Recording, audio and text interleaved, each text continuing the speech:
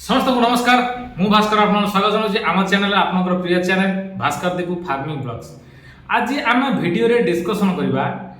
जो domestic animals रखुछंती घरे जो गृहपालित पशु पक्षी रखुछंती घरे तांकर प्रॉपर्ली सुरक्षा वर्षा दिन समय रे केमिति न बा तांकर सुरक्षा केमिति करबा तांकर स्थायी जो जगह रे रहुछंती से बसवास करूछंती से जगह को केमिति रखिबा तांको पय कोन कोन सब जहा भी दरकार अच्छी खाद्य हो सुरक्षा मान विषय हो बा देह प्रति जत्न नेबा कौन सी कीटनाशक कौन करवा कौन ना तेणुक सब विषय किसी डिस्कसन करवा यही वीडियो रे तेणुक वीडियो को भल भाव ध्यान सहित देखो सब किसी डिटेल्स जापर। आज जाना वर्षा दिने गृहपालित पशु पक्षी सुरक्षा चलो देखा वीडियो।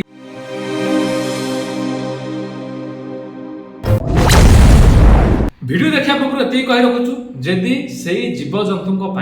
किसी भी जिनिस किणवा चाहते आम टैगलाइन अच्छे जा कि आम ए बेसिकाली 8टी पॉइंट उपर फोकस करूँ तेणुक से प्रति पॉइंट को आप फोकस करूँ आ जंतुर सुरक्षा करूँ आमर एति ही कर्तव्य आपको जनइब कारण वर्षा सीजन कौन हुए कौन ना जो चाषी भाई मैंने किसी छेली मेढ़ा गाई महिषी बतक कुकुर जहाँ भी चाष रखुच्च बर्तमान को तेणुक कि बहुत फोकस रखिंट तो से बेसिकली बहुत भल भाव जना थी तेणुक चलो देखा वीडियो सब किसी प्रथम पॉइंट आम जाना जे गुहाल को भल भाव सफा और सुखिला रखे जहाँकि जो फार्म करुँच से फार्मर हाइट टी बढ़े दिंतु आउ पानी जमी नीट एंड क्लीन गड़ीज गोटे गोटे लाइन से भाया स्लाइटली किसी रखु जहाँद्वारा कि भाड़िया पकई कि आप गोटे स्लोपिंग टाइप किसी करेंगे जहाँ भी करेंगे से आराम से पानी ऊपर रही तेणुक से सुखिला रहा जो फार्मर ऊपर छपर रखुंट आइदर आजबेस्ट हो कि कौन भी हो कि चाल हो कि छात हो जहाँ भी रखुं तार प्रॉपर्ली ध्यान रखुं पानी लीक जेन न करे से ध्यान दिंतु कहीं कहूँ पानी जमिले बहुत परिमाण कि बैक्टेरिया फंगस परजीवी जातीय किसी जीवाणु कीटाणु सबकि से जगह ही आसिक रुंड हो जहाँफल कि कौन हम धीरे धीरे गोरु गाई और जो आमर अच्छा छेड़ी मेढ़ा तेणुक एम समस्त कौन हम धीरे धीरे धीरे धीरे संक्रमण शिकार हो समस्त कही रखुचु नीट एंड क्लीन आउ सफा सुतरा आउ सुखिला रख सदा सुखिला रखा चेष्टा कर वर्षा दिन बेसी तो आपण बहुत भल। सेकेंड पॉइंट आम जाना जे जो पीवा जो पानी दौरान ताकू सफा पानी दिखाते सुस्थ पानी दिखाते आम कहबार मतलब हूँ वर्षा दिन प्रायतः सबुआड़े पानी एपट सेपट सब काचड़ा होगी रोचे प्रायतः एरिया तेणुक विभिन्न प्रकार पानी कूअरे हो अन्य कौन सी जगार हो माने मिसी जाऊँगी फल कौन हो बहुत प्रकार जीवाणु तेणु ताकू आम नहीं दबा गाई बा महिषी बा छेड़ी मेढ़ा जहाँ को दबा तेणुक से कौन संक्रमण प्रभावित हे समस्त तेणुक से दृष्टि रखी सदाबले सफा पानी दिंतु आउ नीट एंड क्लीन आउ ताजा फ्रेश पानी जोटा काढ़ुं सडन सडन दिंतु पीवा तो सहीटा आप बहुत भल द्वारा जंतु सुरक्षित और सुस्थ भाव रही। 3 नंबर पॉइंट आम आसिले कौन भल खाद्य दिंतु खाइबा जहाँकि जानी वर्षा दिने बहुत खाद्य कौन हो माने पचि जाइए ओदा हो किसी फंगस टाइप रही मैंने फिंपी माला भाई से खाद्य बिल्कुल दिंतु ना सेगुड़ा देले कौन से प्रथम संक्रमण प्रभाव में पड़े कहीं कही रखुचु वर्षा दिने प्रायतः घास हो जहाँ काटिक आनिक रखी दे गोटे जगह से कौन फिंपी माला मैंने किसी गोटे व्हाइट टाइप किसी फिंपी माला भाई जना पड़े ना रही मैंने गमुरिया गंधुव तेणुक सेगुड़ा किसी दबाक चेष्टा करूँ ना सदा सुस्थ खाद्य दिंतु ताजा जिन जहाँ काटिक आणुच्च घास बासा ताको दिंतु खाइबा तो सुखिला खड़ा फड़ा किसी काटिक दिंतु खाइबा सी बहुत भल हम ना तो किसी भल दाना टाइप किसी खाद्य जहाँ कि मिलूँ आमर जमी आमर ये आईडी गुड़ाक जमी मिलूँ किणवाई सेगुड़ा किणिकी दिंतु ना तो दुकान आनी किसी किणिकी देपारे से दाना टाइप अच्छे खाइबा देपारे से बहुत भल हम ता सहित किसी मिनेराल मिक्सचर दिंतु खाइबाई आ सहित कौन दिंतु किसी लुण दिंतु से कारण लुणटा बहुत भल अच्छे ब्लाक सल्टा देते बहुत आज भल रहे तेणुक एप्रति ध्यान दिंतु आई रखिले जंतु आप बहुत सुस्थ। 4 नंबर पॉइंट आम जाना मशा माछी दूरे रखु पशु बा पक्षी जहाँ भी रखी कौन से गुड़ाक वर्षा दिन जानी जो भी पानी जमी रहा से मशा माछी प्रादुर्भाव बढ़ी चल तेणुक से दृष्टि रखी किभली भाव में आपण जंतु दूरे रखिए ତା ପ୍ରତି ଧ୍ୟାନ ଦେଇ ଆପଣମାନେ ଆପଣଙ୍କ ନିକଟସ୍ଥ ଯେଉଁ ଭେଟେନାରୀର ଅଛନ୍ତି ପଶୁ ଡାକ୍ତରମାନେ ଅଛନ୍ତି ତ ତାଙ୍କ ସାଙ୍ଗରେ ଡିଟେଲ୍ସରେ କଥା ହୁଅନ୍ତୁ। ତାଙ୍କଠୁ କିଛି ସ୍ପ୍ରେ ନାହିଁ ତ କିଛି କୀଟନାଶକ ଆଣି ସେ ଜାଗାରେ ସିଞ୍ଚନ କରନ୍ତୁ, ଯାହା ଫଳରେ କି କ'ଣ ହେବ ସେଠି ଆଉ କୌଣସି ପୋକ ଜୋକ ହେଉ ମଶା ମାଛି ହେଉ କୌଣସି ପ୍ରକାର ଜନ୍ମିବେ ନାହିଁ, ଯାହାଫଳରେ ଆପଣଙ୍କ ଜନ୍ତୁ ମଧ୍ୟ ସୁସ୍ଥ ରହିବେ ଆଉ ବିନା ସଂକ୍ରମଣରେ କିନି ଆରାମରେ ସୁସ୍ଥ ରହିବେ, କୌଣସି ଅସୁବିଧା ତାଙ୍କର ହେବ ନାହିଁ, କୌଣସି ରୋଗ ବୈରାଗ ମଧ୍ୟ ହେବ ନାହିଁ। ତେଣୁକରି ସେଥିପ୍ରତି ଧ୍ୟାନ ଦିଅନ୍ତୁ ଆଉ ସଦାବେଳେ ଡାକ୍ତରଙ୍କ ସହିତ ପରାମର୍ଶ ରହୁଥାନ୍ତୁ, ବହୁତ ଭଲ ରହିବ। 5 ନମ୍ବର ପଏଣ୍ଟରେ ଆମେ ଜାଣିବା ଯେ ତାଙ୍କ ଖୋରା ଯେଉଁ ରହୁଛି ତଳେ ଯେଉଁ ରହୁଛି ଖୋରା ଟାଇପ୍ର ଯେଉଁ ଟପ୍ ଟପ୍ କି ପକେଇକି ଚାଲୁଛନ୍ତି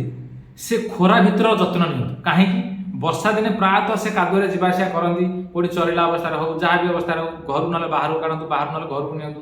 ତେଣୁକରି ସଦାବେଳେ କାଦୁଅରେ କିନି ସେ ଯିବା ଆସିବା କରନ୍ତି। ଯିବା ଆସିବା ଫଳରେ କ'ଣ ହୁଏ ସେ ଖୋରା ଭିତରେ ଧୀରେ ଧୀରେ କ'ଣ ହୁଏ ପଚିଯାଏ, ନହେଲେ କିଛି କୀଟାଣୁ ହେଠି ରହିଯାଆନ୍ତି। ତେଣୁକରି ଯାହାଫଳରେ କି ତାକୁ ମଧ୍ୟ ବହୁତ କଷ୍ଟ ହୁଏ ଆଉ ତା ଫଳରେ କ'ଣ ହେବ ହେଠୁ ମଧ୍ୟ ଧୀରେ ଧୀରେ କିଛି ସଂକ୍ରମଣ ହେଇକି ତେଣୁକରି ସେ ବହୁତ ବଡ଼ ବିପଦକୁ ସୃଷ୍ଟି କରେ। ତେଣୁକରି ସେଥିପ୍ରତି ଧ୍ୟାନ ଦେଇ ସଦାବେଳେ ସେ ଗୋଡ଼ର ଖୋରାକୁ ଦେଖନ୍ତୁ ଭଲରେ କିନି ଆଉ ଦେଖିବା ଫଳରେ କିନି ତା ବାଦ ବି ଦେଖନ୍ତୁ, କିନ୍ତୁ ମଝିରେ ମଝିରେ ତଥାପି ତାକୁ ଆଜି ଦେଖିଲେ ମନେ କର 2-4 ଦିନ ପରେ ଆଉ ଗୋଟେ ଥର ଦେଖନ୍ତୁ। କାହିଁକି ଦେଖିଲେ ବାର ଜଣା ପଡ଼ିଯାଏ ଯେ ନାଇଁ ଆଜି କିଛି ହେଇଛି କି ନାହିଁ, ଜନ୍ତୁ ନିଟ୍ ଆଣ୍ଡ କ୍ଲିନ୍ ଅଛି ନା ନାହିଁ, ଆପଣ ପ୍ରପରଲି ଜାଣିପାରିବେ ଆଉ ତାର ଗୋଟେ ସିଡ୍ୟୁଲ୍ ମେଣ୍ଟେନ୍ ହେଇଯିବ ଆପଣଙ୍କର। ତେଣୁକରି ସେଥିପ୍ରତି ମଧ୍ୟ ଧ୍ୟାନ ଦିଅନ୍ତୁ। 6 ନମ୍ବର ପଏଣ୍ଟରେ ଦେଖିବା କୀଟନାଶକ ଯେଉଁ ଆମର ଯେଉଁ କୀଟାଣୁ ଅଛନ୍ତି ତାଙ୍କୁ କିଭଳି ନାଶ କରିବା ଆଉ କିଛି କୃମି ଜାତୀୟ ଯେଉଁ ଶରୀରରେ ତାଙ୍କର ବ୍ୟାପି ଯାଉଛନ୍ତି ତାକୁ କିଭଳି ନାଶ କରିବା। ତ ସେଥିପାଇଁ ପ୍ରଥମେ କରିବା କ'ଣ, ପ୍ରଥମେ ଆପଣଙ୍କ ଯେଉଁ ଭେଟେନାରୀ ଅଛନ୍ତି ଆପଣ ପାଖାପାଖିରେ କିନ୍ତୁ ପଶୁ ଡାକ୍ତରଖାନା ଅଛି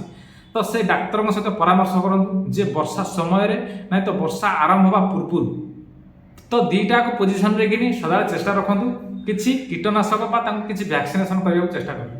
ଯାହାଫଳରେ ଆଗୁଆ କିଛି ସଂକ୍ରମଣ ହେବା ପୂର୍ବରୁ ସେ କୀଟନାଶକ ଦେଇଥିଲେ ଆପଣଙ୍କୁ ବହୁତ ଭଲ ହେବ। କାହିଁକିନା ସେ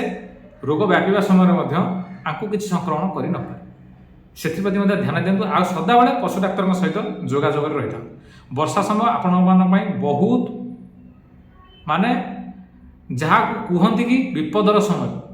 ତ ଆପଣମାନେ ସେଥିପ୍ରତି ଧ୍ୟାନ ଦିଅନ୍ତୁ ନିହାତି। ତେଣୁକରି ଟୀକାକରଣ ନିହାତି କରନ୍ତୁ ଆଉ କୃମି ପାଇଁ ନିହାତି, କାହିଁକିନା ସେ ଗୋଟାକ ହିଁ ବହୁତ ଅସୁବିଧା କରେ ଜନ୍ତୁଙ୍କ ପାଇଁ। ତେଣୁକରି ସେଥିପ୍ରତି ଧ୍ୟାନ ଦିଅନ୍ତୁ। 7 ନମ୍ବର ପଏଣ୍ଟରେ ଆମେ ଜାଣିବା କ'ଣ ଭିଜିଲେ ଶୁଖାନ୍ତୁ ବୋଲେ କ'ଣ ବୁଝିପାରୁଛନ୍ତି ନା ନାହିଁ। ବର୍ଷା ହେଲା ସମୟରେ ମଧ୍ୟ ସବୁ ଗାଈ ମଇଁଷି ଛେଳି ମେଣ୍ଢା ସବୁ ବାହାରେ ପ୍ରାୟତଃ ସବୁ ଚରିବାକୁ ଯାଇଥିବେ, ଅଚାନକ ବର୍ଷା ହେଲା ଆଉ କ'ଣ ସଡ଼ନ ଆସିପାରିବେ କି, ତେଣୁକରି ସେ ଚରୁଥିବେ ସେ ସ୍ଥାନରେ, ତେଣୁକରି ସେଠି ସେ ଓଦା ହେଇଯିବେ। ଓଦା ହେଇଗଲା ପରେ ସେତେବେଳେ ଭିଜିକି ପୁରା ଓଦା ହେଇଯିବେ, ସେତେବେଳେ ଆସିବେ ଯେତେବେଳେ ଗୁହାଳକୁ ଆସିବେ ଆପଣମାନଙ୍କର ତ ସେତେବେଳେ ତାଙ୍କୁ ଶୁଖେଇବା ପାଇଁ କିଛି ଚେଷ୍ଟା କରନ୍ତୁ। କିଛି ତାଙ୍କ ପାଇଁ ଅଲଗା କପଡ଼ା କିଛି ରଖିଥିବେ, ତାଙ୍କ ପାଇଁ କିଛି ପୋଛାପୋଛି କରନ୍ତୁ ତ ଭଲ ହେବ, ସେଇଟା ଆପଣମାନଙ୍କ ପାଇଁ ବହୁତ ଭଲ ହେବ। ନାଇଁ ତ ଯେଉଁଠି ବାୟୁ ପ୍ରବାହ ଭଲରେ ହେଉଥିବ, ଯାହାକି ପବନ ଯିବା ଆସିବା ଭଲରେ ହେଉଥିବ ଯେଉଁ ଜାଗାରେ, ସେ ଜାଗାରେ ବାନ୍ଧନ୍ତୁ, ଯାହାଦ୍ୱାରା କ'ଣ ହେବ ଆପଣମାନଙ୍କ ପାଇଁ ବହୁତ ଭଲ ହେବ। ଏଇଥିପାଇଁ କହୁଛୁ ସେ ସ୍ଥାନରେ କିନି ତାଙ୍କୁ କୌଣସି ଅସୁବିଧା ହେବ ନାହିଁ, ସେ ଧୀରେ ଧୀରେ ଅଟୋମେଟିକ୍ ତାଙ୍କ ଦେହରେ ଲାଗିଥିବା ପାଣି ମଧ୍ୟ ଶୁଖିଯିବ ଆଉ ସେ ପବନ ହାୱା ଫଳରେ କିନି ମଧ୍ୟ ସିଏ ମଧ୍ୟ ଶୁଖିଲା ହେଇଯିବ ଅଟୋମେଟିକ୍। ତେଣୁକରି ସେ ବହୁତ ଭଲ ରହିବ, ତାଙ୍କୁ ଆଉ କୌଣସି ମାନେ ଥଣ୍ଡା ଜାତୀୟ କିଛି ପ୍ରଭାବ ପଡ଼ିବ ନାହିଁ ତାଙ୍କ ବଡ଼ିରେ। ତେଣୁକରି ସେ ବହୁତ ସୁସ୍ଥ ରହିବ, ସେଥିପ୍ରତି ନିହାତି ଧ୍ୟାନ ଦିଅନ୍ତୁ। ଆଉ 8 ନମ୍ବର ବା ଶେଷ ପଏଣ୍ଟ ହେଉଛି ସବୁଠୁ ବହୁତ ଭଲ ଇମ୍ପୋର୍ଟାଣ୍ଟ ପଏଣ୍ଟ ହେଉଛି ଯେ ଯଦି ତାଙ୍କ ଦେହରେ କୌଣସି ରୋଗର ଲକ୍ଷଣ ଦେଖୁଛନ୍ତି ତ ଡେରି ନକରି ଡାଇରେକ୍ଟ ପଶୁ ଡାକ୍ତରଙ୍କ ସହିତ ଯୋଗାଯୋଗ କରନ୍ତୁ। କାହିଁକି କହୁଛୁ, ବର୍ଷା ସମୟରେ ବହୁତ ପ୍ରକାର ଡାଇରିଆ ହେଉ, ଜ୍ୱର ହେଉ, ଝାଡ଼ା ହେଉ, ମାନେ ତାଙ୍କ ଦେହରେ କିଛି ସଂକ୍ରାମକ ରୋଗ ହେଉ, ସବୁ କିଛି ହେଇପାରେ। କିଛି ଏଥିରେ କିନି କହିବାର କିଛି ନାହିଁ, ଏଥିରେ କିଛି ସେ ସିଜିନ୍ ଯେହେତୁ ସେୟା, ତେଣୁକରି ସେ ସିଜିନ୍ରେ କିନି କିଛି ବି ହେଇପାରେ। ତ ସେଥିପାଇଁ ଦୃଷ୍ଟିରେ ସେ ବିପଦକୁ ଆଗ ନ ଆସିବା ପୂର୍ବରୁ ସଜାଗ ହେଇକି ରହିବା ପାଇଁ ହେଲେ ତାହେଲେ ପ୍ରଥମେ ପଶୁ ଡାକ୍ତରଙ୍କ ସହିତ ଚିକିତ୍ସା କରନ୍ତୁ।